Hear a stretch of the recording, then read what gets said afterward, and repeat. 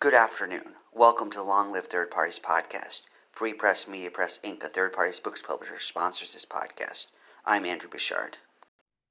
Greetings, Blake. Hey, good morning around, depending. It is afternoon. Welcome to Long Live Third Parties Podcast. Can you hear me okay? I can hear you. Can you hear me? You bet. Yes. Excellent. Loud and clear. Today we have Blake Huber from the Approval Voting Party. He's going to talk to you about some good things. So if we can get started by you giving us an introduction to who you are and your background. Sure, you bet. So I'm a lifelong libertarian. I used to argue libertarian principles when I was in high school, and my government teachers said I was nuts. Well, years later, I bought a brand new car in 1976, and I'm taking it for a test drive. And my wife, I was married at the time, my wife said, this guy on the radio sounds like you. The second presidential candidate for the Libertarian Party. Then I knew I wasn't crazy. I was just a libertarian. Some people say that's crazy, but not necessarily. So from there, I became the state chair of the Libertarian Party of Kansas. I ran for and was accepted on the Libertarian National Committee. Prior to that, I ran as a Libertarian for state representative a couple of times. One time I wasn't able to I wasn't able to get on the ballot because of lack of signatures to be placed on the ballot. And since then, I got disenchanted with the concept that we're part of the 1% club. We generally don't get what polls will say our true level of support is.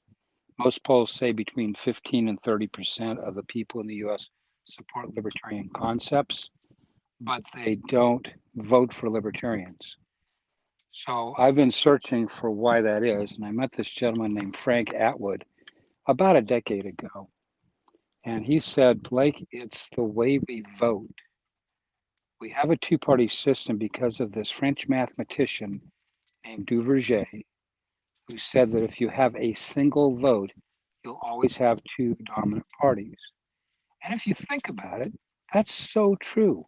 If I have to decide between the lesser two evils, or I have to decide on the person that I really like the best, but I know he's not going to win, then why even vote at all? So Frank introduced me to the concept of approval voting. He suggested I read the book Gaming the Vote by William Poundstone. And so I went home that night. I was at a libertarian convention. I met Frank, and I went home that night. I downloaded the book on my Kindle. And then 3 days later, I'd finished the book, and I called Frank up and I said, I've drank the Kool-Aid. How can I help? So ever since then, we've been doing approval voting polls, Western Conservative Summit, Freedom Fest, many Libertarian and Green Party conventions. And we find that there is a lot of support. Now, right now, other alternative methods are gaining traction, ranked choice voting, for example. So some folks feel like that's the end all be all. Well, I like ranked choice voting, but I don't like it as well as approval voting because approval voting is so simple. I'm going to stop and see if you have any questions. Yes. So you and Frank founded the Approval Voting Party, you said 10 years ago, right? No, actually, we did that just about 4 years ago in 2016. Actually, 2015 is when we formed it. Under Colorado laws, I live in Colorado. So under Colorado laws, you have to be a qualified political organization or raise an ungodly number of signatures. So we actually got on the ballot. We paid $1,000 to be on the ballot. Frank is president, me as vice president.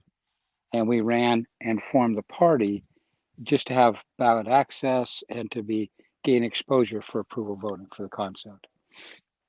2 years later, we had our first approval voting party convention, and let me rephrase that. So 2 years later, I ran for Secretary of State of Colorado. In doing that, I had to get, I think it was 1,000 signatures. We got about 1,800 so we could qualify for the ballot.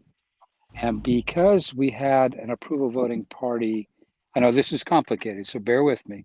Because we had an approval voting party candidate qualified for the ballot under the qualified politicalization rules, we were then deemed a full-fledged party recognized under modern party rules for the state of Colorado. Ran for Secretary of State. I didn't get that many votes, but I got almost 14,000 votes, which tells me there's a lot of interest. Didn't do a lot of campaigning, did a little advertising, but not a lot of campaigning. Spent less than $500 to $1,000, and we got some interest. We got some people who joined the party because they were interested in the concept. We are now the fastest growing party in Colorado. We've outpaced the Unity Party. We're next to the Unity Party in terms of number of members, which I think is great. So we have now run again in 2020. This time I ran for president and Frank ran for vice president. And we were fortunate enough to be on the ballot in two states, Colorado and Vermont. We didn't gain that many more ballots. I'm sorry. We didn't gain that many more votes, but we did gain a lot of attention. Now, in 2 years, we'll see what happens. We're still a party. We're having meetings as a party. There is a group of people that want to finance uh, the effort to get an initiative on the ballot, either in Denver or another municipality in Colorado. And we're going through that process. That may not happen for another year or so, but in the next election cycle, we'll see what happens. Getting back to when I left the Libertarian Party to be part of the approval voting party effort is because of this 1% concept. Even Gary Johnson got single digits. And that just blew my mind because Gary Johnson's an excellent candidate. So, but knowing what I knew about Duverger's law, and by the way, it's spelled Duverger, Duverger, pronounced Duverger. Google it and you'll find all the information you need about why. I don't like to call them third parties, I like to call them alternate parties, but why alternate parties don't have a ghost of a chance with our current voting method. So because I didn't want to be part of the 1% club, I joined the approval voting party. I've done all I can with the approval voting party. We're gaining traction. But again, there's other alternative methods that people are enamored with. There's a new one that just came up called star voting. And star voting has a lot of things to go for it. But I'm a simple guy. I'm old. I'm retired. I'm very simple. I like to keep things simple. Approval voting is so simple. If you don't know what it is, or your listeners don't know what it is, it's just the easiest thing in the world. We used to do this all our lives. Okay, raise your hand for option A, raise your hand for option B, raise your hand for option C. And by the way, you can raise your hand for all three if you want to. And whichever option had the most hands raised, that's the option that was elected, prevailed, whatever you want to call it. I don't like to use the word win because candidates don't win, they get elected. We win if candidates who represent us get elected. And approval voting lets us vote for people who actually represent who we are. They represent the full breadth of our issues. And on an approval voting ballot, if I were to vote on one, I would be voting for all the candidates that represent me on the issues that are important to me.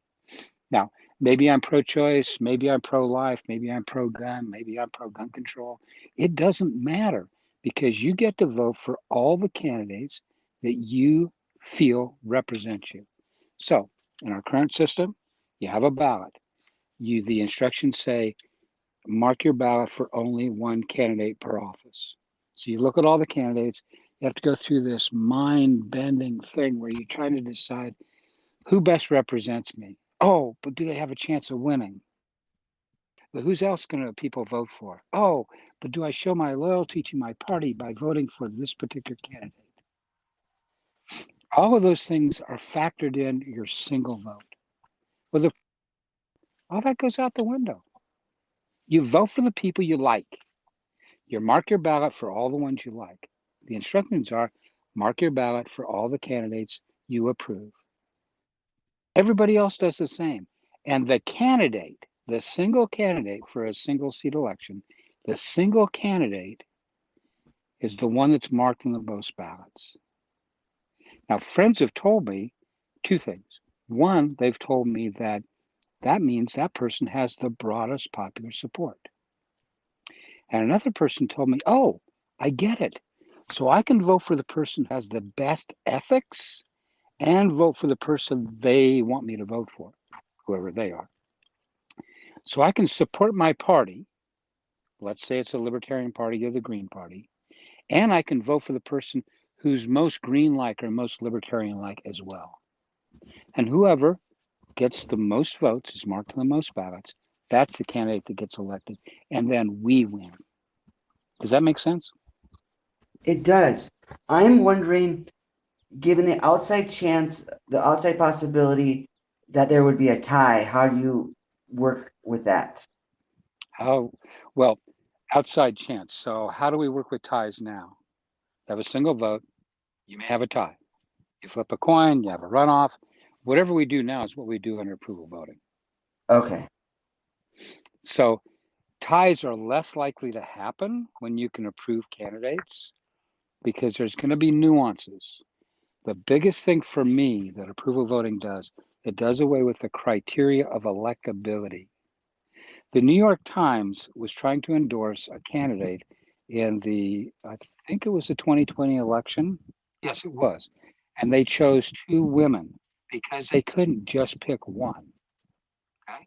So they went through rounds of balloting and rounds of balloting and discussion between the rounds, and they finally endorsed two women. Were either of those women on the ballot in November? No. That's because our antiquated single vote system said they're not electable. So give me a chance. Let me vote for the Jew or the person of Jewish persuasion, I should say, or the black person, or the American Indian, or the woman. I don't care who they are, what they look like. I want to vote for what they think and what they're going to do. Could be wrong. Willing to be wrong on what candidate it is. But one thing I don't want to do is I don't want to consider somebody based on their electability or their ability to raise money or the ability to spend money. I want to vote for the person who resonates with me.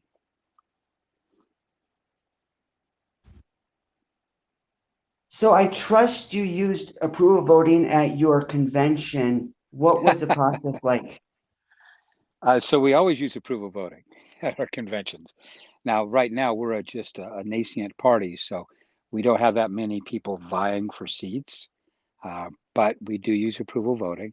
Uh, I think we may have had one contest in 2018 for a state officer seat, but I don't recall. But right now we could hold. In fact, we did hold our meeting, our convention, so to speak, in the conference room of a library. There may be a dozen people there. So we're very. But one of the biggest successes, if you want to call it that, recently was at the Western Conservative Summit. And we go to everybody. We don't care who they are. We go to everybody. We want to show them how approval voting works. At the Western Conservative Summit, we showed people how if they voted for one, mark their ballot for one candidate, and we had Trump, DeSantis, and many other candidates, who would they select? And it was DeSantis, the governor of Florida, by large. And Trump got like 15% of the vote when you could only vote for one. Now, if you could mark your ballot for multiple candidates, DeSantis got like, I think it was 70% approval, and Trump got in the 60s. So that speaks a lot to what people are thinking. Trump may not be electable, and they're realizing that, and so they want to go with DeSantis because Trump may not be electable in their eyes, in conservatives' eyes. But they want to support him because they like him.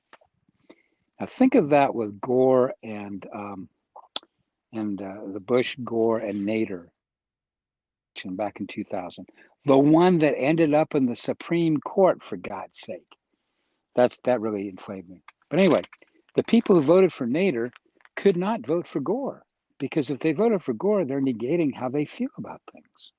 Well, why not let them vote for both Gore and Nader? And we may not have had Bush. If we go back further in my life, we go back to the election where Bush, Clinton, and Perot were running. A lot of people really strongly believed in Perot and thought he was great. Perot got death threats because he was stealing votes away from Bush. And who knows how that election would have turned out if we'd had approval voting, if people could vote for Bush and Perot or for Clinton and Perot. Who knows what would have happened? But I'll tell you what I feel would happen in a lot of elections in the future. We'd see better candidates. When I can be in an election and not worry about being so dejected that I only got 1%, good Lord, I should at least get double digits. With approval voting, I'm probably going to get my true level of support. Mathematically, I will get my true level of support because people who support me will vote for me. They'll mark their ballot for me. If enough people mark their ballot for me, I would be elected. But that doesn't matter. If I'm a Gary Johnson or an Ed Clark or Ron Paul, and I got 30% of the vote, which is, I got 30% approval, I should say. 30% of the ballots were marked for me. That tells me I'm not a loser. People agree with me. Maybe I need to work harder. Several years ago, we did a poll: who should be the vice president? This was in 2016. Who should be on the stage for the vice presidential debates? And I think Cruz and Dr. Why can't I think of his name now? Brain surgeon. Ben Carson? Ben Carson? No, it'll Ben come to me Carson? later. I can't think of it. Okay, But good. anyway, that doesn't matter. They were neck and neck, both on plurality, vote for one, and on approval, vote for as many as you like.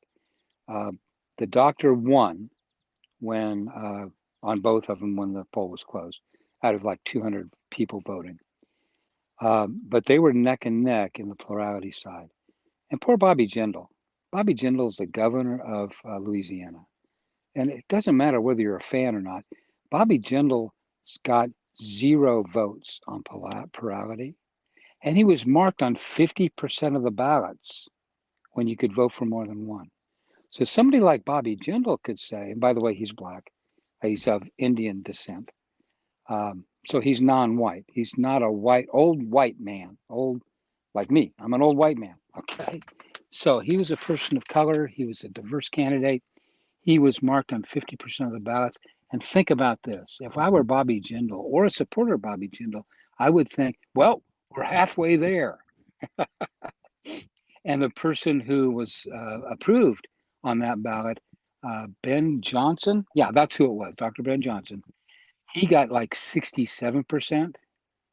And Ted Cruz, I think, got 63% approval. So 50% to 63%, that's 13% difference. So I think you'll see under approval, I think you'll see better candidates. You'll be able to express yourself better. We may see a ballot of candidates that more represents who we are as a nation. So we'll see what I like to say is the non-old white fat guy. Okay. So right now, that's who we are. We're allowed to elect is the old white fat guy. And think about the last several presidents. I don't think you can think of any that, well, maybe not Clinton. What was his name? I'm losing my mind. I'm old. What can I say? Carter. Carter was not an old fat guy, but he was an old white guy. So So anyway, I like approval voting. I think it's great. I think it'll work. It'll help alternative parties gain traction and for people to feel as though I can support an alternative party without endangering my vote, without wasting my vote, without having to choose the lesser of two evils. I'm sure you have a lot of questions. I've talked a lot, so please, what questions do you have? Yes, comparing it to our ranked choice voting, the Ranked Choice Voting Resource Center says ranked choice voting causes there to be less of an adversarial and more of a coalition building atmosphere. Is that the same with approval voting? I'm glad you asked that. So approval voting and ranked choice voting do tend to reduce the amount of negative campaigning. But consider this with approval voting. What's the incentive to campaign against somebody? I was at a Libertarian Party convention several years ago, and I was talking to a candidate, one of the candidates for president, and I asked him what he thought about approval voting. He says, Blake, I like this. So I can tell somebody who's a prospective voter, I can tell them, if you want to vote for him or her, go ahead and vote for him or her. I really don't know anything about them. But here's my resume. As you look at me and you can see that I resonate with what you believe in, you can add me to your approval list without endangering your vote for anybody else. Now that's powerful. That's positive campaigning. Also, one of the best features I can think about approval voting is if you have one candidate in your mind, there's only one candidate for you, best thing since sliced bread. You can go out and convince everybody else you know to add your candidate to their approval list. And if you get enough people approving your candidate, that candidate will not only gain better traction and have a broader popular broad broad level of support, their true level of support, they may actually get elected. Interesting. That sounds good. So, since this is an election reform, what backlash have you faced and how have you approached that? Well, there's a lot of misinformation out there concerning approval voting. Some folks like to say it's just going to degrade, and I emphasize that word, to bullet voting, which is what we do now. We bullet vote. We only vote for one. But what they don't say is they don't say, if you want to bullet vote, you're welcome to bullet vote. Nobody's forcing you to vote for more than one. Nobody's forcing you to mark your ballot in any way, shape, or form. If you choose to vote for more than one, if you choose to mark your ballot, I keep saying vote, but it's really marking your ballot. If you choose to mark your ballot for more than one, you enhance the chances of other candidates being elected.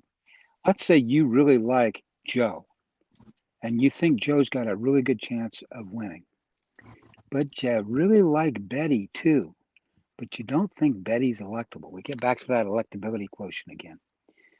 So if you don't vote for Betty, you're not helping her get elected. Now, maybe you're okay with that. Maybe you don't want Betty to get elected. You only want Joe to get elected. That's your choice. That's a bullet vote. But what if you equally like Betty and you really think she really deserves to be elected? You actually favor her about the same as Joe or maybe a little bit more. Why not vote for both? It doesn't matter. You're not gonna hurt Joe's chances of getting elected unless Betty beats him. But you're okay with that because you voted for Betty too. If you don't vote for Betty, Betty may need that last vote to beat all the other candidates. And maybe Joe places third when the polls come out. Betty's second, Pete's first. You didn't even think Pete. You hate Pete. I don't want to ever vote for Pete. Why did Pete even get it on the ballot? We should have ballot access laws that forbid Pete from getting on the ballot. I'm joking, of course. Pete beats Joe. Betty was second. And if you voted for Betty and Joe, Pete may have lost. Now, I think that's a powerful argument for approval voting over all the other methods, except for possibly star. And I'm not an expert on star voting. As I said before, I like to keep things simple. Star has some complexities to it. I invite you to Google star voting, your listeners, and have them look at that. I'm very good friends with Sarah Wolk, who initiated star voting and has had a petition to get it on the ballot in Oregon. And I invite everybody to take a look at star voting and see if they like it. For me, it's a little bit more complicated than approval, so I don't see the reason for it. Approval voting can be adopted on every single voting machine in the country tomorrow. The only cost in adopting approval voting is education cost. And that's to get people to get beyond the concept of, oh, I can vote for more than one? Oh, that's sacrilegious. What do I do? Tell me what to do. Well, the candidates are going to tell you to vote for them. And the wise candidates are going to say, vote for me too. I represent you. The other person's got more money than me, but I represent you. You want to vote for money or do you want to vote for ideals? Vote for me too. Vote for the money too. I don't care. That makes sense? It does, indeed, indeed. Okay. So I also have a question about implementation. And again, I'm going to compare this to ranked choice voting.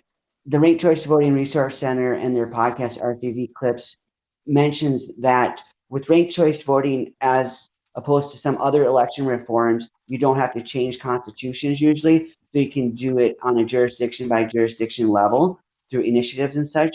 Is that how you plan to implement approval voting? Oh, that's an excellent question. Yes, voting is always local. It's state by state, but in most states you have home rule cities.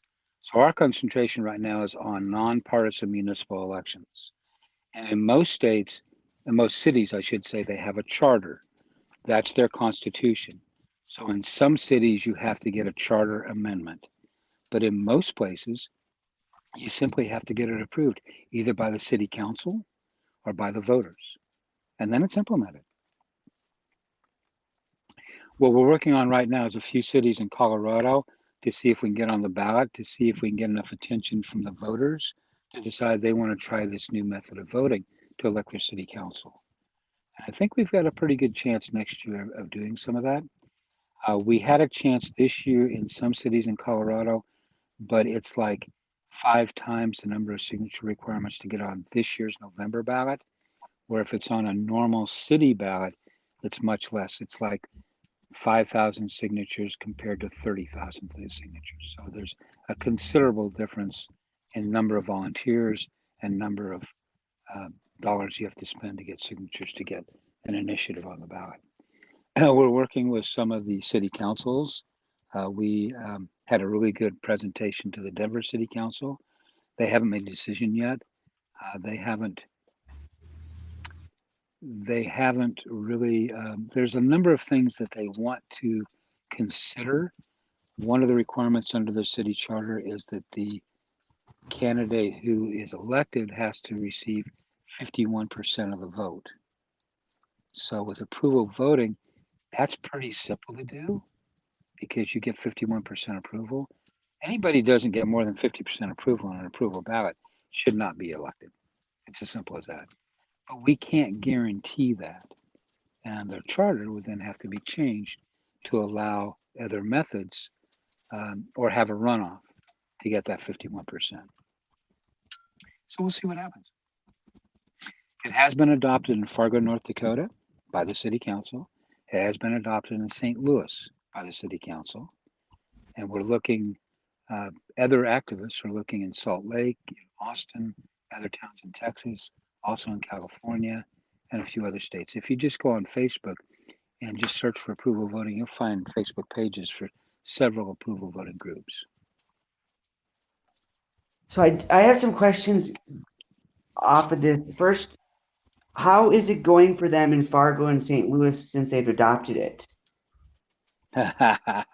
It's going great.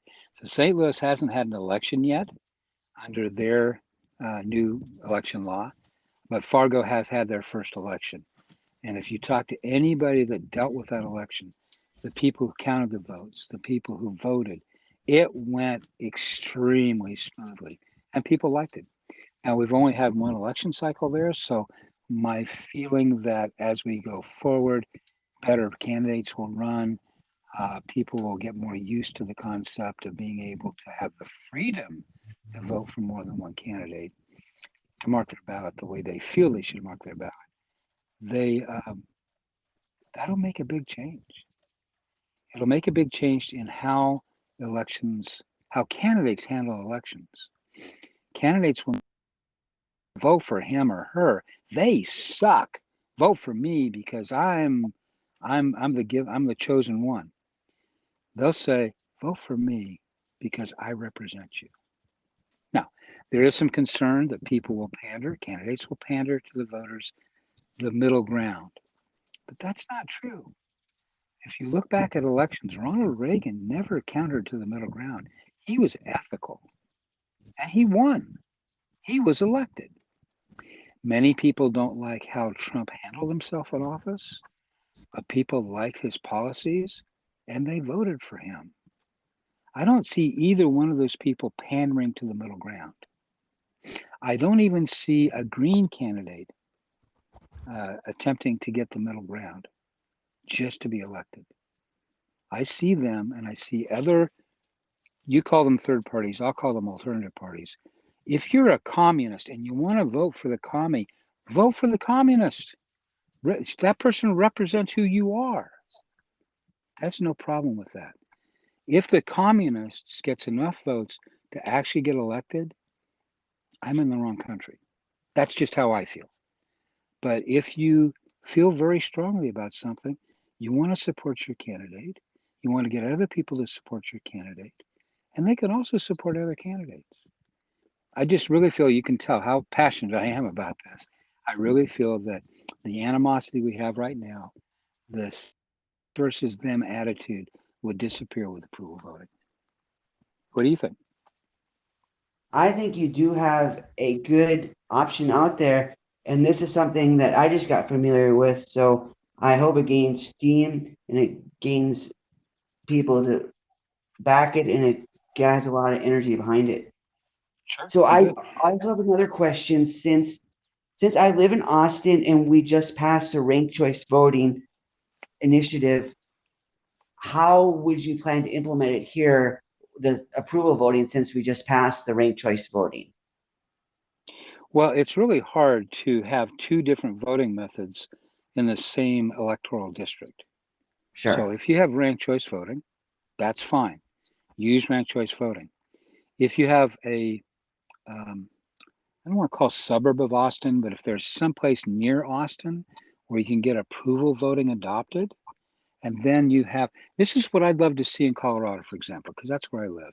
I'd love to see some cities adopt ranked choice voting. We have some cities that use ranked choice voting. We have some cities that used it in the past and don't use it anymore for whatever reason they determined. But if we had some cities doing ranked choice voting and some cities using approval voting in the marketplace of voting methods, we would find out which one actually people like best. I'm not going to ever say anything about ranked choice voting, anything bad about ranked choice voting, because it's better than what we currently have. But there are reasons I like approval better. And as you investigate them, you may find those to be true yourself. I recommend to to people who listen to this podcast, to get the book, Gaming the Vote by William Poundstone. He's related to Paula Poundstone, by the way, but he has an excellent way of describing the wasted vote syndrome, the what do you call it? The split vote syndrome, and who gets elected. He talks about the wizard and the lizard. So the wizard of the Ku Klux Klan was running for governor, and the lizard, who was a crooked, I'm not going to say names here, but who was a crooked governor, people had to decide, do I vote for the crook I know, or do I vote for the crook I don't know? So when we have a situation like that in our electoral process, we don't need that. Now, one of the things I'd like for, if you have a ranked choice voting person on, I'd like them for them to answer the question, what's the delta? You have approval voting, you have ranked choice voting, approval voting, ranked choice voting, elect the same candidate. When it gets right down to the nitty gritty, which candidate gets elected, it's usually the same under both methods. So the benefit in approval voting is you can see what that level of support for all the other candidates was. All the alternative parties get their true level of support because there's no concern about who you vote for. With ranked choice voting, you get this elimination process that's a little bit more expensive to adopt it and to implement it and to use it. What do you get that benefits you for that additional cost? Approval voting, again, no additional cost except perhaps the first election cycle or two, there's education.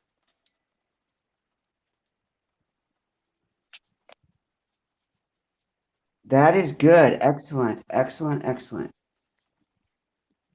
So I don't know how how can people would answer that, but and I've posed that to other people, ranked choice voting people. They really haven't come back with a good answer. They usually pivot to bullet voting. And again, bullet voting, not a bug. Bullet voting means you have the freedom to vote for only one and to campaign for that one person and to let people know they should add that person to their approval list. There's nothing bad about bullet voting, but they want to demonize bullet voting. I'm not saying anybody in particular, but opponents of approval voting want to demonize bullet voting and say this is a bad thing because it's a degradation. We're going back to what we have now. Okay, but if that's what, if everybody wants to buy a Ford, everybody buys a Ford. If a few want to buy a Tesla or a Toyota, they can do that. Or maybe they have a Ford and a GM product, a Ford and a Chevy. Now, many people would say, why would you want to do that? Fords are superior to GM or Chevys are superior to Fords. Why would you ever want to do that? Okay, well, there's those people. But that's what we have now. We have the Fords and the GMs going against each other. And if you vote for Sally, I'm voting for Ben. And if you vote for Sally, Ben Carson was his name, not Johnson. I'm sorry. As I get older, my mind just wanders. What can I say? no But worries. anyway, if you want to vote for Sally, I can't speak to you anymore. I'm voting for Ben because Ben's the best person, and Sally is an expletive. So with approval voting, you're not going to say that. Really, you're voting for Sally? Tell me why. I like Ben, but maybe I could see myself also supporting Sally on the ballot. Whole different situation.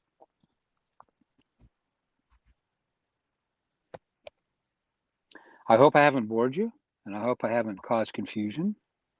And I'm open to any questions you might have. No, it sounds like a clear concept. It sounds like it's a reform that has the potential to make a dramatic change with a minimal amount of fuss. So it seems like the best of both worlds. It's not drastic in what you have to do, but yet it can make a big change. I totally agree with that. I was at Politicon several years ago, and somebody said, I like your idea, but what are the downsides? What are the unintended consequences? And I'm very conservative in my point of view. I'm libertarian, but I'm very conservative in my point of view in terms of making changes. And I'm very concerned there's unintended consequences that we're not aware of. And so I really want to start small cities, an Austin sized city, for example, and see how it works and see if what I anticipate is true. And if it isn't, then I'm done with approval voting. Simple as that. But I really think people, once they get the idea, I ask people to try it themselves. I was at a libertarian conference, again, several years ago. Um, I do this all the time, but a lot of the big things that I remember are years ago. And this one gal says, I think I get it. I'm the president of our homeowners association. And that's exactly what I do. I make up a list of projects that we want to work on. I have everybody vote, mark a ballot for all the projects they're interested in. The ones we do first are the ones that have the broadest popular support. They are marked on the most ballots because it's easier for me to get volunteers to work on that project. When I was married, I used to use approval voting, not even knowing what it was, for us to pick movies we would go to. She would have her list of movies, I would have my list of movies. We found out which movie was on both our lists, or which movies were on both our lists. And from that, we selected the movie to go to that week and maybe a movie to go to the next week. Now, some of the movies on my list were ones that I knew she would enjoy and I was okay with. And some of the movies on her list were the same. But it wasn't, I'll give in to you this time so you can give in to me next time. It was more cohesive. We brought That's both people. worlds, huh? I'm sorry. Right.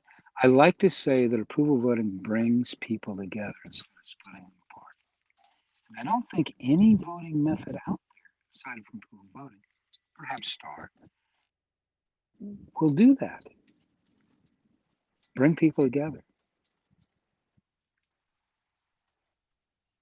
It also So like sounds it, like, I'm sorry, go go ahead. ahead.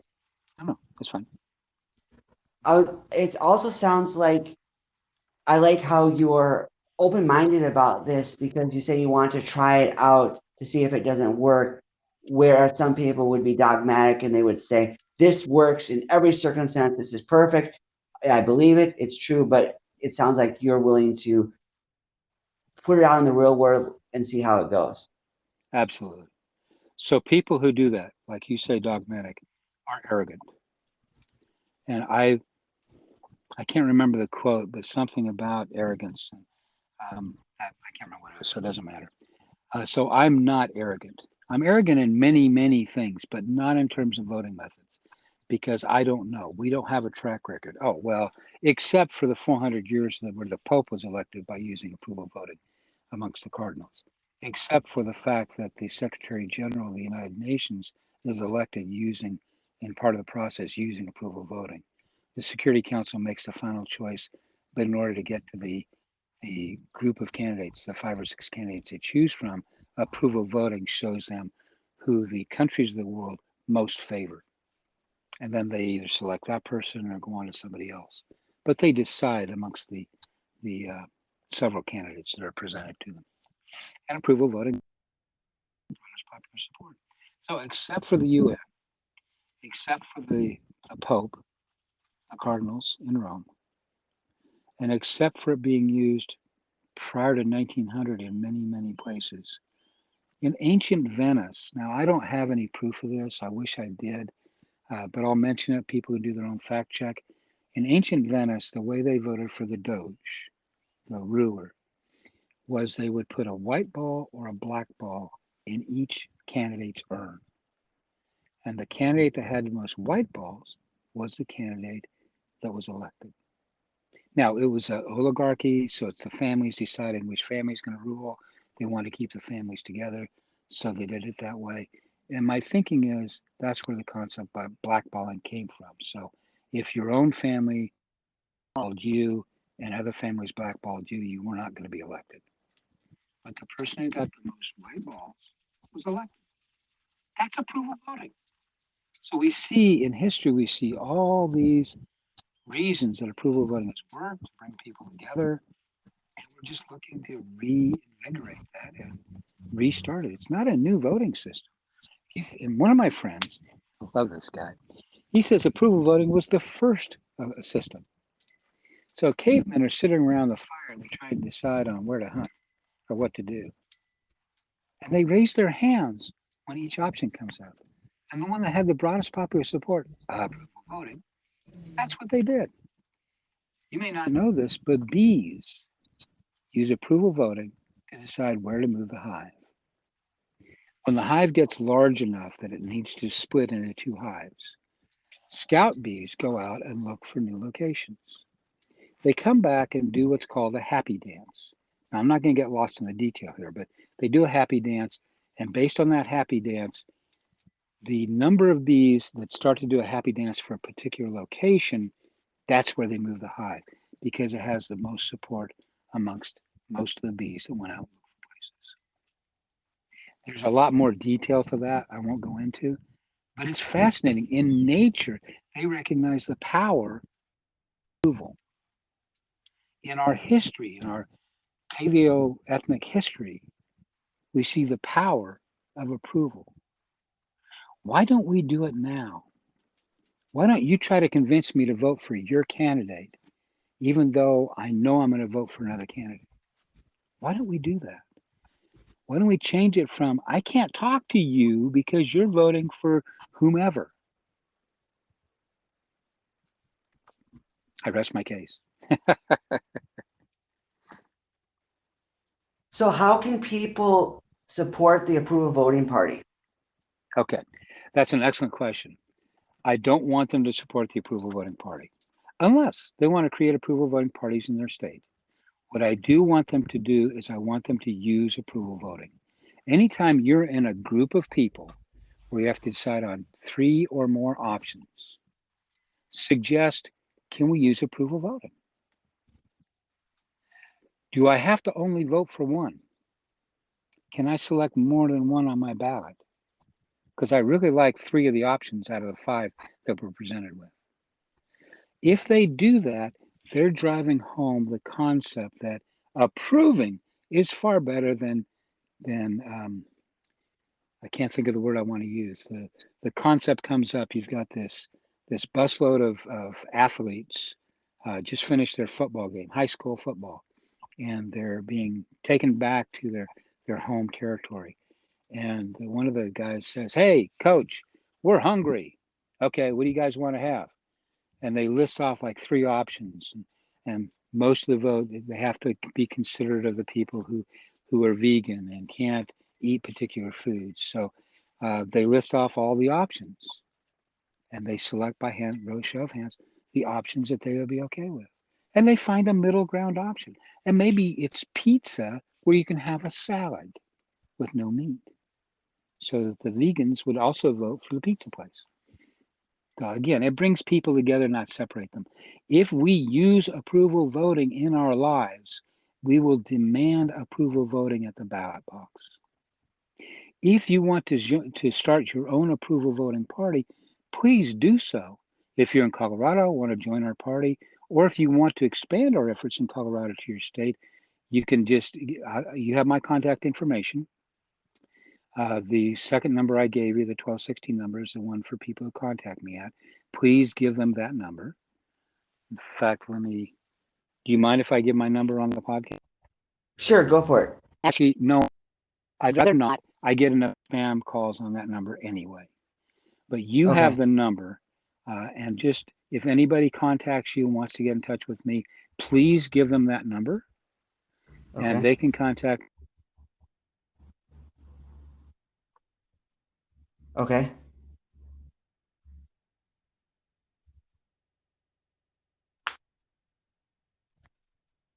number. We let it, we'll back. Texts are great. If you text me on that number, please give it to anybody who contacts you.